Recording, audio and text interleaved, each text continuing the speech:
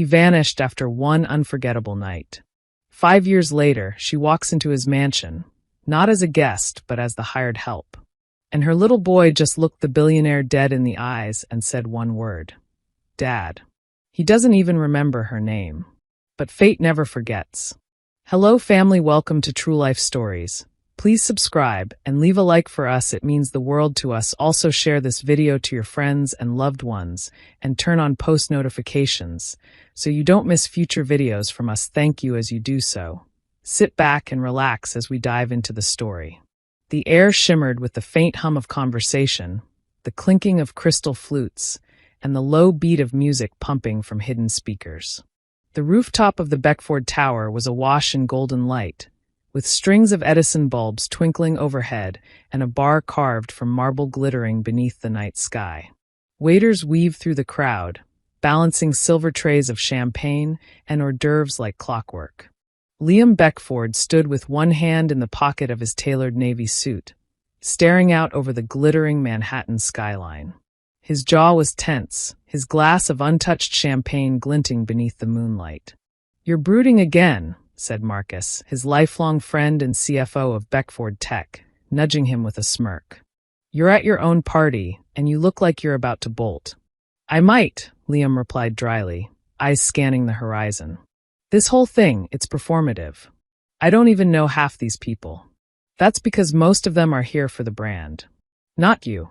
Liam sighed. "Exactly." He excused himself, ignoring the crowd of investors, influencers, and heiresses who floated toward him like moths to flame. He drifted toward the far end of the rooftop, behind a row of tall planters and glowing sculptures that gave a bit of illusionary privacy.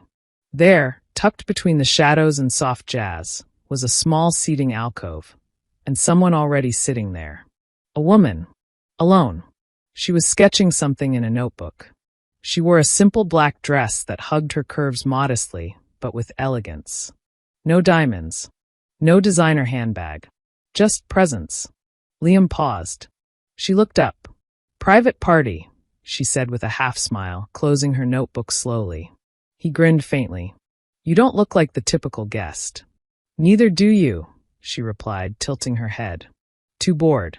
Too clean. Definitely too sober." He chuckled. "You got me. I'm Liam." "Vanessa," she said, shaking his hand. "And yes, I snuck in." "Sort of." He sat down next to her, intrigued. "Sort of. My best friend works catering. Said I needed to get out, see how the other half lives. I figured if I kept my mouth shut and blended in, no one would notice." "And yet here I am," Liam said. "And here I am," she replied. "Do you always approach strange women in the shadows of your own parties?" He laughed. "Only the ones sketching instead of schmoozing." She opened the notebook slightly, showing him the rough outlines of an elegant plated dish, a swirl of color, dots of sauce, and something delicately garnished. "You're an artist?" he asked. "A chef, actually. Or trying to be. Still in culinary school. I sketch dishes to visualize flavors." She met his gaze. "And what do you do?" He hesitated. For once, he didn't want to be the Beckford heir or the tech prince. "Just Liam. Just a man. I work with technology," he said simply. "Ah," she nodded, pretending to understand. "So you're responsible for those awful smart fridges that judge me when I sneak a midnight snack." He burst out laughing. "Guilty. Sort of." For the next hour, the rest of the world melted away. They talked about food, about travel, about the ridiculousness of networking parties and the joy of burnt toast at midnight. Vanessa told him how she'd grown up in the Bronx, raised by her grandmother after her mother passed. How she fell in love with the kitchen as a child, helping in cooking. Liam told her about growing up with bodyguards and boarding schools.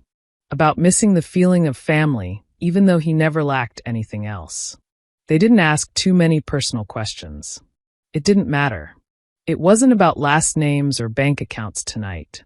It was about the quiet connection that surprised them both. When the wind grew cooler and the music faded slightly, they were leaning closer, laughing too much, fingers occasionally brushing. Liam touched her cheek softly, and she didn't pull away. "Stay with me tonight," he said, voice barely above a whisper. Vanessa hesitated, her breath caught somewhere between logic and longing. Then she nodded, the tiniest motion. They ended up in the guest suite of a luxury hotel he booked minutes later, the skyline stretching across the floor-to-ceiling windows. The night unfolded slowly, a tender unfolding of limbs and stories, both spoken and silent. He kissed her like someone he'd known for years, and she clung to him like someone who wanted just one moment to be seen, truly seen. When she woke, he was gone. A note lay on the pillow beside her. "Thank you for reminding me who I am. L." She stared at it for a long time, her fingers trembling slightly, the dawn seeping into the room. She never learned his last name. The fluorescent lights of the small Bronx bodega flickered as Vanessa Rivera stood by the checkout counter, one hand resting absently on her stomach. The faint hum of the refrigerator behind her did little to drown out the sudden, growing unease that had crept into her bones for the past week. She paid for the ginger ale and saltines, comfort food, she'd told herself. But as she walked home through the chill spring air, her steps slowed. Her mind replayed the rooftop, the hotel suite, him. Liam. His voice low and intimate. His touch almost reverent. His eyes like they saw straight through her. She hadn't stopped thinking about that night. Not because it was romantic, though it had been, but because something inside her changed afterward. A current, a shift. Her period was now nearly 2 weeks late. She'd chalked it up to stress at first. Long shifts at the diner. Double coursework. A life stretched too thin. But now the feeling was different. Quietly insistent. Like her body was keeping a secret. When she got back to her apartment, a narrow, third-floor walk-up that always smelled faintly of fried onions. She dropped the plastic bag on the counter and stared at her reflection in the cracked mirror above the sink. "Okay," she whispered to herself. "Let's not panic." She opened the bathroom cabinet, where a box of cheap dollar store pregnancy tests had been sitting untouched for months. Not because she expected to need them, but because her best friend Rosa always joked you should keep one on hand, just in case. She took the test. Waited. 1 minute. 2. 3. The result appeared slowly, as if reluctant to speak its truth. 2 lines. Vanessa sat down on the closed toilet lid, the white stick dangling from her fingertips. Her breath came shallow. 1,000 thoughts exploded in her mind, none of them coherent. "No," she said aloud. Then softer. "Oh my." She grabbed her phone. No texts. No number. Nothing but the letter L on that note. She'd never asked for his last name. He never offered it. Just one perfect night. Now this. The next few weeks passed in a haze of nausea, fatigue, and mounting fear. She told no one. Not Rosa. Not her professors. She kept working the morning shift at the diner and cooking in the evenings for private clients, all while researching prenatal care on her cracked phone screen. One night, after a particularly rough shift, she sat on the rooftop of her building, clutching a mug of peppermint tea. Her grandmother used to say peppermint helped soothe the nerves, though nothing about this moment felt soothing. "I can't do this," she whispered to the dark. But then she thought about the flutter she'd felt that morning, an odd, inexplicable sensation low in her belly that wasn't gas or sickness. It felt alive, present, like someone else was there now, quietly anchoring her. She pressed a hand to her stomach. "I don't know how," she said softly, "but I'll figure it out. I promise." By the time her belly rounded into a soft curve, she'd withdrawn from culinary school. Not out of shame, but necessity. The tuition was too steep, and her energy was no longer infinite. Instead, she picked up work at a local community kitchen. The pay was dismal, but the people were kind, and the food reminded her of home. The kind of food that fed not just the body but the soul. She told Rosa when she was 6 months along. "You're what?" Rosa gasped, dropping the mixing spoon mid-sauce. "Pregnant," Vanessa said deadpan. "And no, I'm not giving you naming rights." Rosa blinked at her. "But how? You haven't been on a date in, oh my God. Was it that guy?" Vanessa nodded slowly. "The rooftop party guy?" Rosa shrieked. "You mean to tell me you're carrying the love child of Mystery Suit?" "I don't know his last name, Rosa," Vanessa snapped. All I have is a note. They sat in silence for a long minute before Rosa said softly, You sure you want to do this alone? Vanessa looked down at her belly, now firm and undeniably full of life. No, she said. But I don't have a choice. Noah was born on a rainy Tuesday in late October. He entered the world screaming, fists clenched and eyes impossibly large. When the nurse laid him on Vanessa's chest, she stared at him for a long moment. He was perfect. Every tiny breath, every soft noise. And he looked just like him. Hi, baby, she whispered, tears slipping down her cheeks. It's you and me now. The years blurred into each other like soft watercolor. Vanessa worked tirelessly, cooking, delivering meals, sometimes offering private dinners for rich clients when she could find them. She built a quiet life with her son. Noah was bright and inquisitive. He loved being in the kitchen with her, always asking questions and inventing silly recipes like marshmallow tacos and ice cream soup. Every once in a while, when he smiled a certain way, she saw Liam. She told Noah only that his father had been kind, and that they'd lost touch. She never expected to see Liam Beckford again. Not until a strange email appeared in her inbox, forwarded from an agency she had almost forgotten she'd applied through. Private chef needed, Manhattan estate. Confidential employer. Immediate start. She applied on impulse. She needed the money. She needed the change. She had no idea that her past, and Noah's future, was waiting behind the gates of that estate. The Beckford estate wasn't just a house. It was a world of its own. Vanessa stared out the window of the town car that had been sent for her, clutching Noah's hand in hers. His little fingers, sticky from the granola bar he had eaten during the ride, were curled around her thumb. His nose pressed to the glass as rows of trees passed by, their green canopies shading the winding driveway like a tunnel into another universe. Mom, he whispered, this place is huge. It's like a castle. Vanessa didn't answer right away. Her heart thumped too loudly in her chest. Her application had been rushed, sent off in a haze of exhaustion and instinct. She hadn't expected to hear back, let alone receive an offer within 24 hours. The agency gave little detail about the client, citing a non-disclosure clause. But the salary was more than she'd ever seen on a check, and housing was included. They had said she could bring her child. That was all that mattered. Yes, she finally murmured. It's a very big house. The car pulled into a circular stone driveway bordered with manicured hedges. A grand mansion loomed ahead, its windows gleaming in the morning sun, white pillars towering like marble sentries. The front doors opened before the car even stopped, and a man in a slate-gray suit stepped forward. Ms. Rivera, he said, nodding. Welcome. I'm Gerald, the estate manager. She stepped out, smoothing her navy dress, worn for professionalism but already slightly wrinkled from the ride. Noah hopped out after her, holding her hand tightly. Gerald's eyes flicked to the boy. This must be Noah. Yes, sir, Vanessa said, swallowing. Very good. The kitchen is this way. No formal paperwork. No questions. Just movement. Professionalism wrapped in secrecy. As they walked through the house, Vanessa took in gleaming floors, vaulted ceilings, and endless corridors of art and stillness.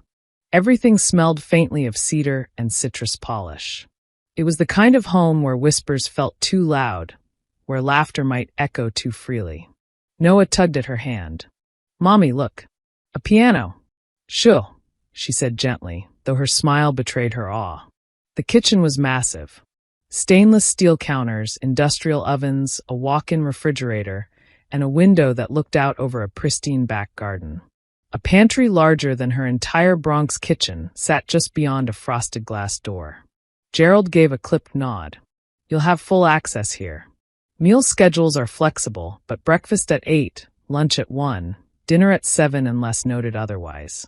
The family prefers Mediterranean cuisine with organic ingredients.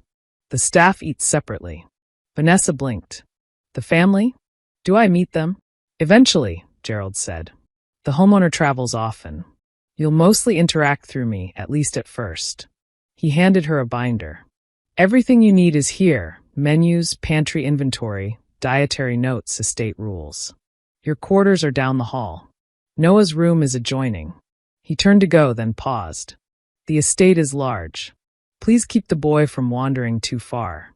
There are sensitive areas. Vanessa nodded. Of course. After he left, she leaned against the marble island and exhaled deeply. Noah was already exploring, opening drawers, marveling at the walk-in fridge. Mom, he said, his voice hushed in wonder. Can we live here forever? She smiled, walking over to kneel beside him. Let's just take it one day at a time. Her first shift started with a simple breakfast. Avocado toast with poached eggs, Greek yogurt parfaits, and pressed juice. She set the plates on a silver cart and wheeled it toward the dining room. The room was empty.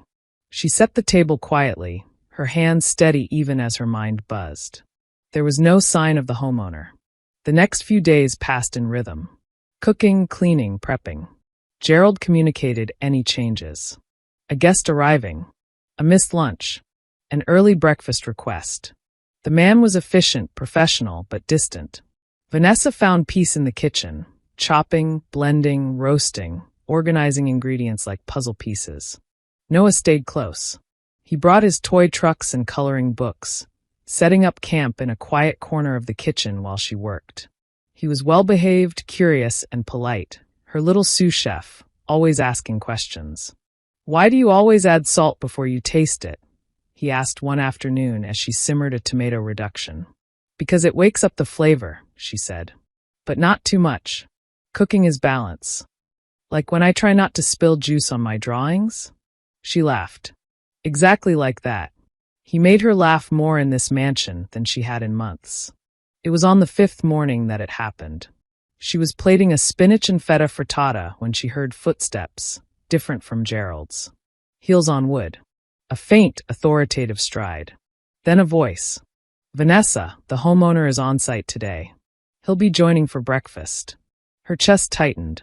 She nodded and kept working, wiping down the edge of the plate with a cloth, double-checking the balance of flavors and garnish. Noah, already dressed in clean clothes, was sitting on a stool by the window, swinging his legs. The doors opened behind her. She didn't turn immediately, focusing on the plating. And then, Mom. Noah's voice was quiet, almost confused. She looked up. He wasn't looking at her. He was staring at him. Tall, sharply dressed in a charcoal button-down. His presence filled the room without effort. His face, so familiar it made her chest hurt, was frozen in place, staring at the boy. Noah pointed. That's him, he said, eyes wide. That's the man from my dreams.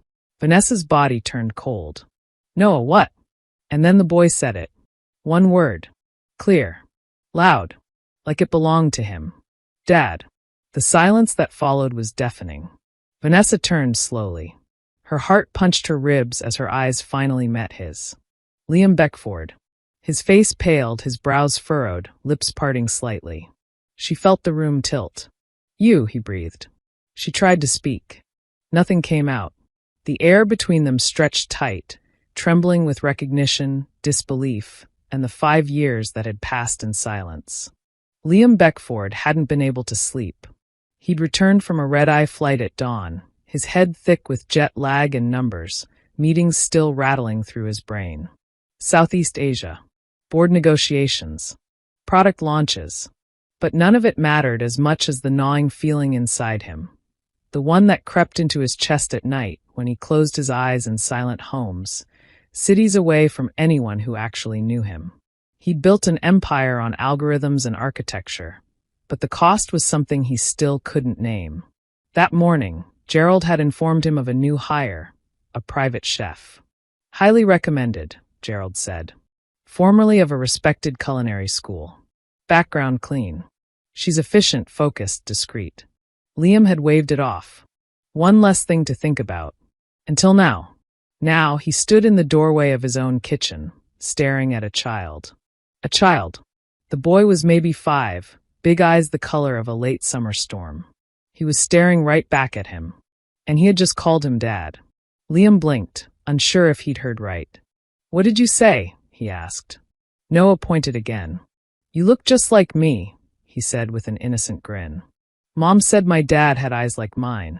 Liam's chest tightened. Vanessa turned around slowly, her face pale, eyes wide with panic. It was her, the girl from the rooftop. The one night that had burned like fire and left him feeling awake for the first time in years. Vanessa, he said, almost breathlessly. She swallowed. Liam. Noah looked between them. You do know each other? Neither of them answered. Gerald, for once, looked entirely caught off guard. Sir, perhaps we should step into the study. No, Liam said, his voice low. He said, Dad. Why would he say that? Vanessa's hand went to Noah's shoulder protectively. Because, he's yours, Liam. The words hit like a brick wall. Liam stared at her, stunned. Then looked at Noah again. The child tilted his head, so much like he used to do as a boy, his father once said. No, Liam said quietly, as if trying to slow the moment down. That can't be. Vanessa's voice cracked. I tried to find you. I didn't know your last name. I didn't even know who you were, not really. I didn't know you were this Liam Beckford until I stepped foot in this house. He opened his mouth, but nothing came. Do you remember the note you left? She continued. No number. No way to reach you. And then I found out I was pregnant, and you were gone. Liam's expression twisted with disbelief, then something softer. Guilt. Confusion. He stepped closer, slowly, his eyes never leaving Noah's face. Noah squinted up at him. You're my dad, for real? Liam knelt down, stunned by how familiar the boy looked up close. The curve of his chin. The shape of his ears. There was no doubt. I think I am, he said softly. Noah blinked. Cool. Liam let out a short, shaky laugh. Later, after Gerald had ushered Noah out with the housekeeper under the pretense of giving your mom and dad a grown-up moment, Liam and Vanessa sat in the glass-walled conservatory, the silence pressing down on them. Vanessa stared into her mug of untouched tea. Liam sat across from her, arms folded, trying not to shake. You have every right to be furious, she said finally. But don't you dare think for a second that I planned this. That I was after your money or… I'm not, Liam interrupted quietly. I'm not thinking that. She looked up at him, defensive heat still in her eyes. Then what are you thinking? He ran a hand through his head. I don't know. That I've missed 5 years of my kid's life. That he looks just like me. That you were right in front of me this whole time, and I didn't even recognize you. I didn't expect you to. It's been years. You've changed. He let out a breath. Apparently not enough for him not to call me Dad. They fell into silence again. I named him Noah, she said. He likes drawing dinosaurs and putting strawberries in his grilled cheese. He hates loud noises and always sleeps with one sock off. Liam smiled faintly. Smart kid. Vanessa's voice trembled. He's everything. I want to get to know him, Liam said after a long pause. I want to be a part of his life. If you'll let me. She looked down again. It's not that simple. I know. But it should be. Liam, your world is not mine. I'm not someone the Beckfords would ever want around. I'm not some heiress or corporate lawyer or whatever they breed in your circles. I don't care about that. You will when this leaks to the press. When your board starts whispering. When your mother finds out. He flinched slightly at that last part. She leaned forward. I kept him safe. That's all I've tried to do. If you want to be part of his life, you need to understand something right now. He's not a secret to parade around, or a legacy trophy, or a scandal to bury. He's my whole life. Liam met her gaze, the gravity of her words settling deep in his chest. Then I guess, he said softly, it's time I started earning my place in it. The silence in the conservatory was thick with everything they hadn't said. Liam hadn't moved since Vanessa left the room, needing to check on Noah. She'd walked out with her spine stiff and her shoulders squared, as if she'd taken 5 years of emotional weight and wrapped it around herself like armor. He couldn't blame her. He sat still, staring out at the glass garden beyond the conservatory. Flowers bloomed in perfect order, pruned and placed by estate staff, monitored by seasonal calendars, as if nature could be bent to human design. It reminded him of his life. beautifully constructed and completely out of touch with anything real. But that boy, Noah, his boy, that was something else. Liam leaned forward, resting his elbows on his knees. His fingers curled into fists. He needed to know. There couldn't be room for assumption. Not in a life this tangled, not when it involved a child. By the next morning, the paternity test had been arranged. Discreetly, of course. Gerald made the call without asking questions.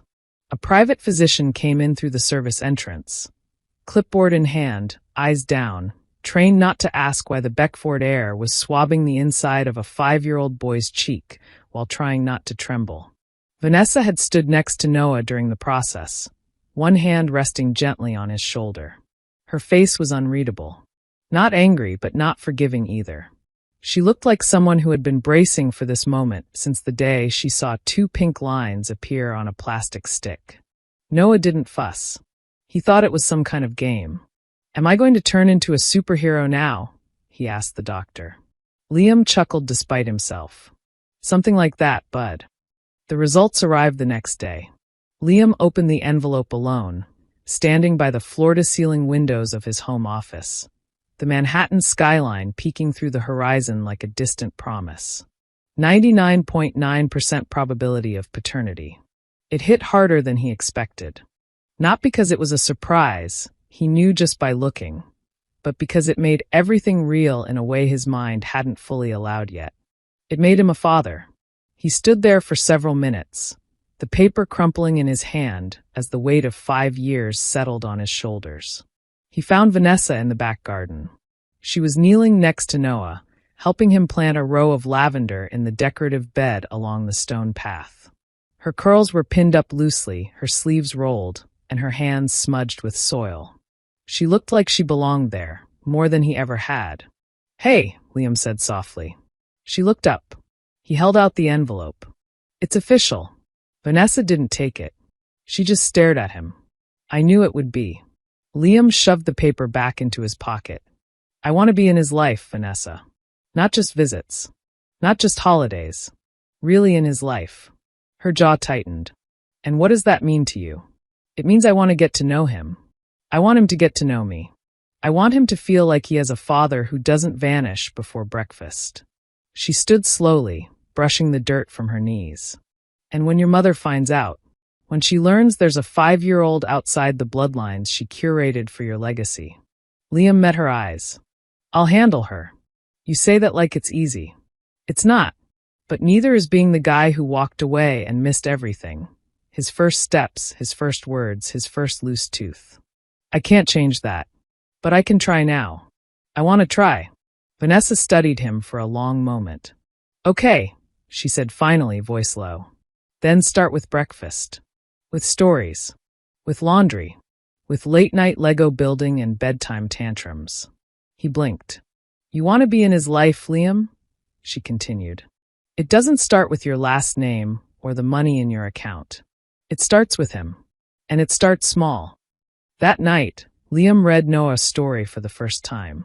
He sat on the edge of the bed in the guest wing, now Noah's wing, flipping through the worn pages of Where the Wild Things Are. His voice was rusty, but Noah clung to every word, curled up beside him, thumb half in his mouth.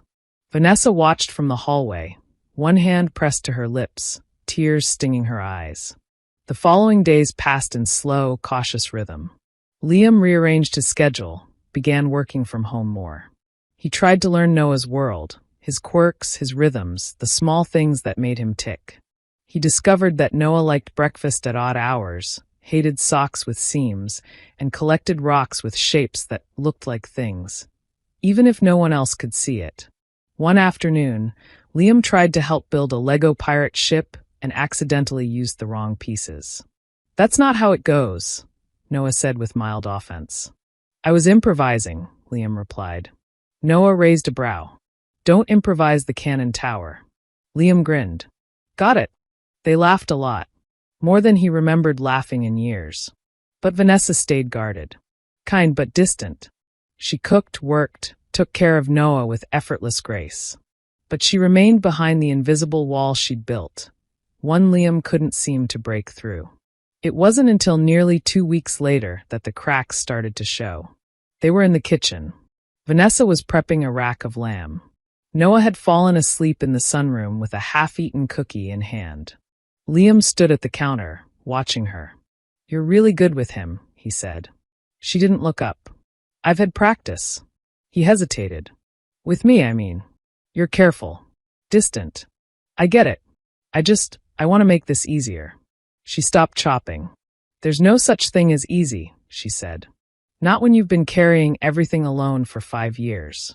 Not when you get a phone call, and suddenly the man who disappeared on you is standing in your kitchen again, talking about bedtime routines like nothing happened."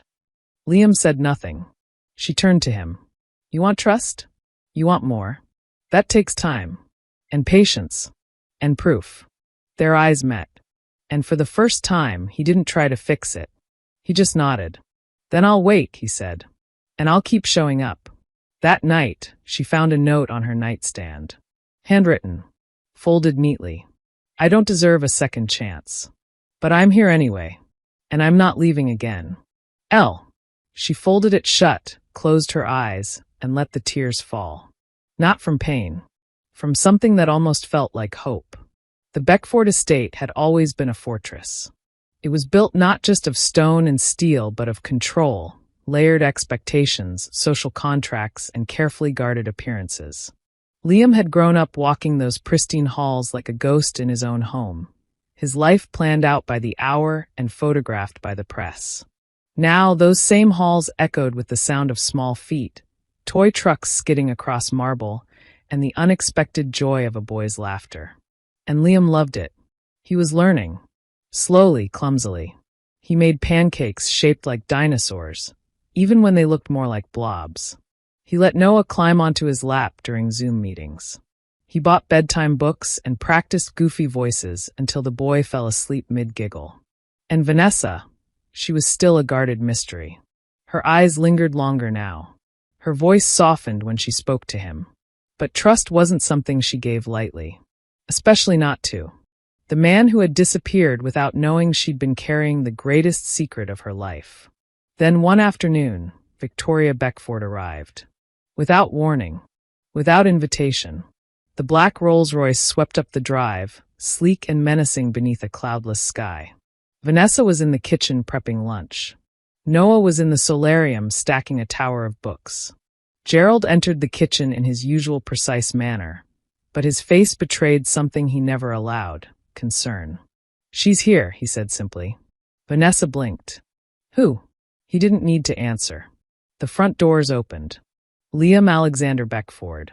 The voice was smooth, sharp, and unmistakably used to being obeyed. Liam was already walking down the stairs when she swept into the grand hall, tall, poised, elegant in tailored white linen, with a pearl choker like a collar of authority. Victoria Beckford, matriarch of the Beckford legacy, carried herself like a woman accustomed to reshaping destiny with a single raised brow. "Mother," Liam said evenly. She kissed his cheek with cold precision. "I see you've gone into hiding. The board is wondering if you've joined a monastery. I've been working remotely." "From your ancestral estate?" she asked, surveying the space with narrowed eyes. Odd choice for a tech empire. Her gaze drifted and caught sight of movement beyond the archway. Noah. Small. Curious. Watching from behind the column. Victoria's eyes sharpened like blades. "Who is that?" Liam's jaw tightened. "That's Noah. My son." The air shifted. Even Gerald turned pale. Victoria's heels clicked once as she stepped forward slowly. "You're what?" "My son," Liam said, stepping protectively between them. "And before you ask, yes. I'm sure." She turned sharply to Gerald. "You knew." "I did," he said without flinching. "It's not my place to judge." Victoria's face flushed, a rare loss of control. She turned back to Liam. "With whom?" Liam's voice was stone. "With Vanessa Rivera, the estate's private chef. And my son's mother." The silence was deafening. Then came the voice from behind them, steady, calm, laced with warning. "She has a name, you know." Vanessa stood at the kitchen threshold, wiping her hands on a dish towel. Her curls were pinned back, her chef's coat slightly dusted with flour. But her eyes, those deep, unwavering eyes, burned with fierce resolve. Victoria's lips curled. "So you're the girl."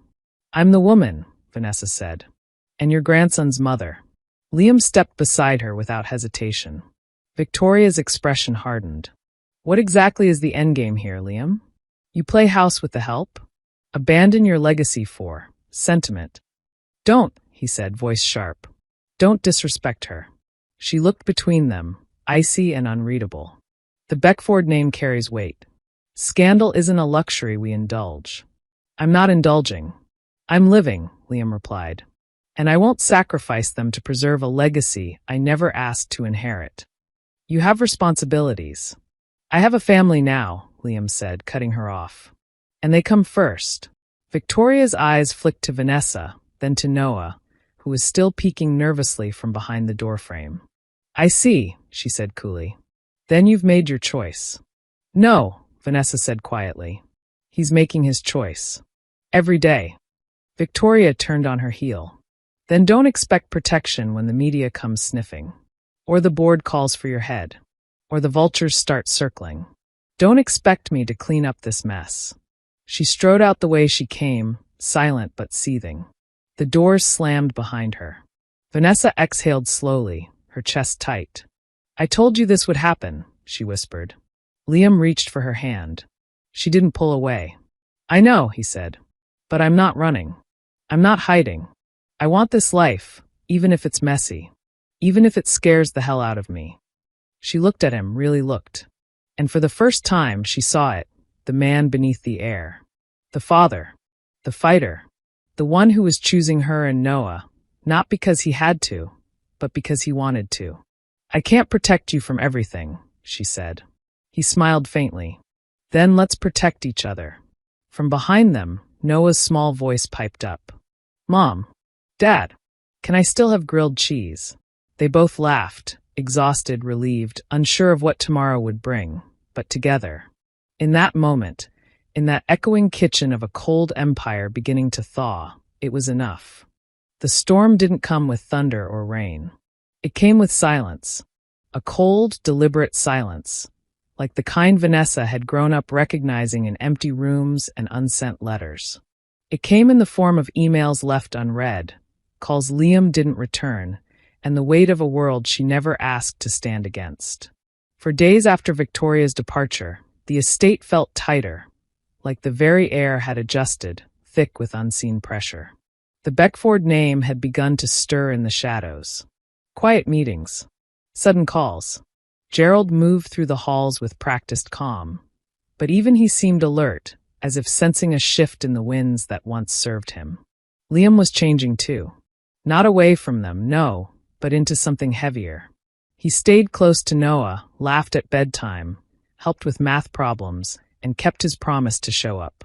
But behind his smile, there was a furrow in his brow, a tension he tried too hard to hide. Vanessa noticed. She always noticed. Late one night, while Noah slept curled around his stuffed dinosaur, Vanessa padded softly into the sitting room. The lights were low, casting gold shadows over the bookshelves and fireplace. Liam sat alone on the couch, staring at a legal folder in his lap. She approached slowly, barefoot, arms crossed in the sleeves of her robe. "Is it about her?" she asked. Liam looked up. His eyes were tired. "It's about everything." He set the folder down, opened it. Inside were statements, letters, reports, the language of empire. She didn't read the details. She didn't need to. "Your mother's threatening the board," he said flatly. "She's spreading word that I've compromised my position, that I've become unstable. She's painting this like a scandal," Vanessa murmured. "She's painting you like a scandal," Liam said bitterly. "As if loving you, loving my son, is a liability." He stood, running a hand through his hair. "I spent years earning their trust, fighting to do things differently. Now it's all unraveling because I refused to bury the truth." She approached him slowly. "Then maybe you should let it unravel." He turned sharply. "You think I should walk away from everything?" "I think," she said gently, "you need to decide what matters more, what you built or what you've been given." His voice cracked. You think I haven't asked myself that every hour? Vanessa reached up, her palm brushing his cheek. You've spent your life protecting a legacy that never protected you. Maybe it's time to build something real. Something ours. They stood close, breath shared, hearts rattling against their chests. I don't want you to lose everything, she whispered. I already did, he said. For 5 years. I lost you. I lost him. I won't do it again. The next morning, Vanessa woke to the scent of coffee and the quiet buzz of her phone. A message blinked on the screen. Subject, culinary offer, Paris, France. She sat up, heart pounding. It was a position she'd applied for a year ago, a prestigious culinary institute offering a full scholarship and paid apprenticeship. She had never expected to hear back. Now it was real, and they wanted her. In 3 weeks. She closed the phone. Noah came running in, hair wild, still in his dinosaur pajamas. Mom, Dad said we're going on an adventure today. Did he? She asked softly, lifting him into her lap. Yep. He said we can go anywhere I pick. Even the zoo. But I picked the bookstore. She smiled faintly, kissing the top of his head. An adventure. Right. What she was about to do next felt like the opposite of that. That evening, while Noah built a pillow fort in the living room, Vanessa packed quietly. Just the essentials. A few books. Clothes. A travel sketchpad. One of Noah's tiny t-shirts she pressed to her chest as tears slipped down her cheek. She was leaving. Not because she didn't love Liam, but because she did. And loving him meant protecting Noah from a world that would never stop watching, whispering, weighing their worth against a name they didn't choose. Paris would be a fresh start. She could cook. Live simply. Raise her son without bodyguards or bloodlines. She printed the tickets. And she wrote the note. Liam came home just after sunset. The lights were dim. The house quiet. Noah, he called. Vanessa.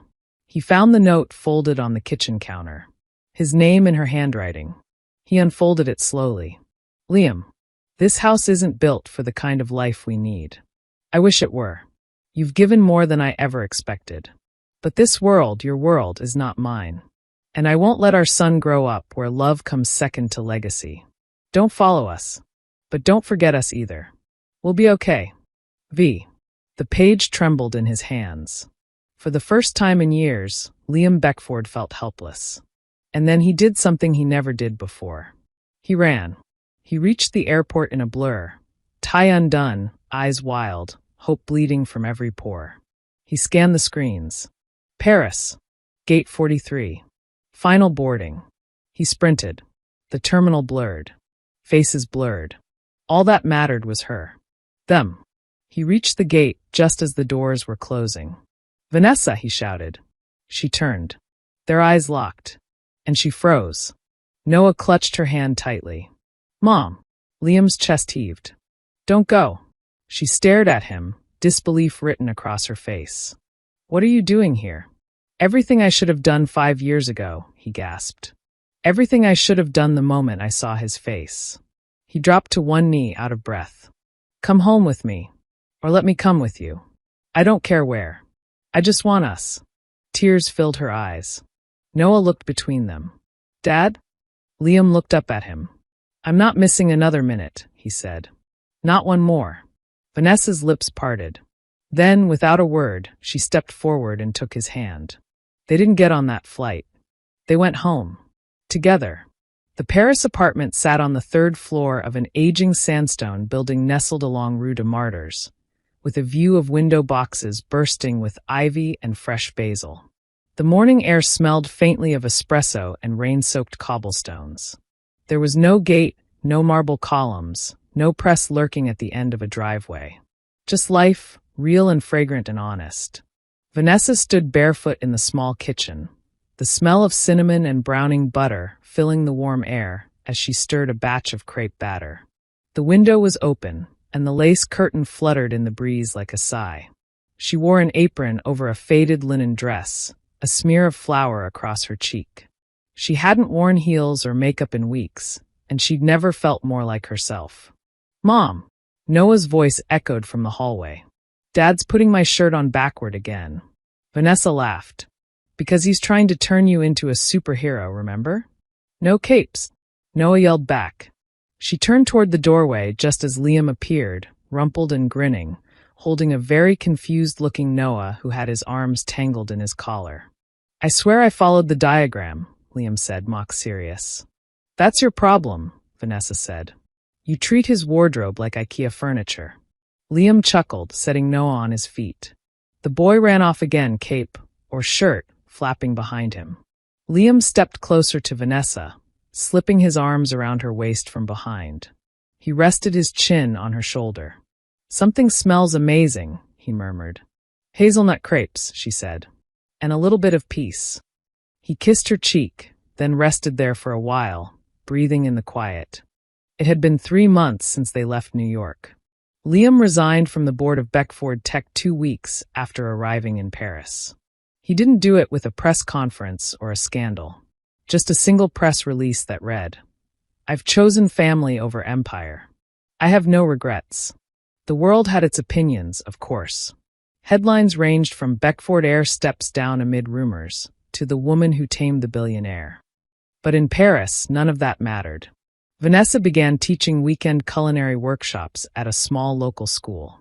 She spent mornings writing a cookbook, part memoir, part recipe journal, called The Ingredients We Keep. Her words flowed with the ease of someone no longer holding her breath. Her dishes spoke of memory, healing, and resilience. Liam, for the first time in his adult life, slowed down. He consulted part-time for small tech startups and read books that didn't have the words IPO or disruption in the title. He learned how to ride the metro. He learned to order coffee in French.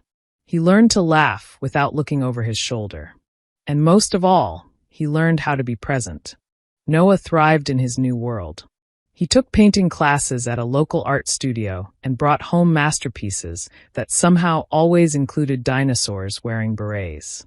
He made friends at the playground, learned to say merci with pride, and once tried to convince a street musician to trade a harmonica for a rock he said looked like a pirate ship. Their tiny world, once fractured by time and silence, had become a home. Not because it was perfect, but because it was theirs. One evening, as the city bathed in the warm hush of twilight, Liam and Vanessa sat on the balcony, sharing a glass of wine while Noah colored at their feet. She turned to him, watching the way the gold light played across his features. You really gave it all up, she said softly. He shook his head. No, I found it. They sat in silence for a while, listening to the city breathe. Then Vanessa reached into the small recipe box she kept beside her writing desk. From it, she pulled a folded, yellowed note. The same one he'd left on the hotel pillow all those years ago. Thank you for reminding me who I am. She handed it to him. Liam smiled faintly, rubbing his thumb over the faded paper. You once left that without a way to find you, she said. Now you're right here, where you're supposed to be. He leaned over and kissed her, slow and sure, with the patience of a man who had finally learned the taste of gratitude. Noah looked up. Yo. They all laughed. Later that night, as the three of them stood in the tiny kitchen, flour on their hands and sugar in the air, Noah clapped his hands with glee. Let's make cookies, he declared, with sprinkles and chocolate and cheese. Cheese? Liam asked, eyebrows raised. He's experimenting, Vanessa said, stifling a laugh. I call them weird cookies, Noah explained proudly. Liam bowed dramatically. Then lead the way, chef. They baked until the stars came out, the city quiet beyond the walls. The cookies were, in a word, terrible. But the moment was perfect. And so, the billionaire who lost his world found his home. The woman who gave everything found her peace. And the boy who brought them together gave them both something better than legacy. He gave them a reason to stay, a reason to love, a reason to begin again. We have come to the end of the story. I hope you enjoyed it. Leave a like and subscribe to my YouTube channel for more interesting stories.